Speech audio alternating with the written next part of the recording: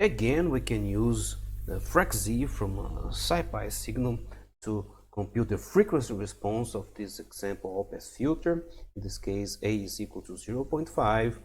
Here was this the transfer function for this filter, and we're defining our coefficient vectors. So this example A is 0.5, then we will have the B is minus A conjugate and 1, and A is 1 and minus A.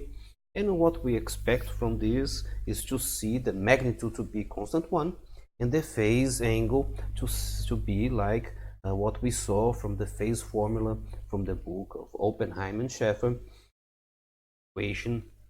So here we are defining our vectors, we are importing our libraries, and we're calling the FracZ, and we have here the plot of frequency response.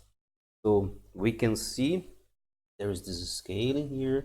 So this is actually a 0 dB, which corresponds to unity gain. So this is a constant 1, the 0. And we have here the nonlinear phase, as we saw in the phase plots before. We can also obtain the impulse response using the L filter from SciPy. So we're defining our impulse. There's a 1 at sample equals to 0. The rest will be zeros. We are filtering this impulse with the nominator and denominator we defined here.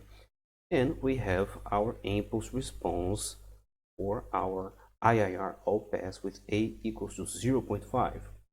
And here is very interesting to notice that we have the first non-delay sample not at 0 but at minus 0.5. Yeah. So we can also print the first 4 elements of our impulse response.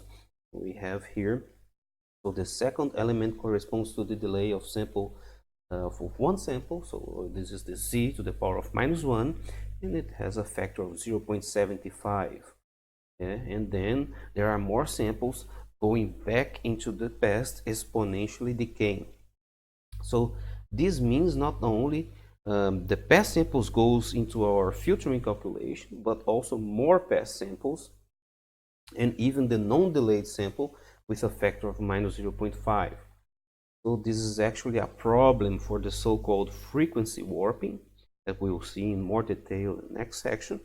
And if we want to use frequency warping in IIR filters, because here we would get delayless loops, and they are very difficult to implement. So with FIR filters, this is not a problem though.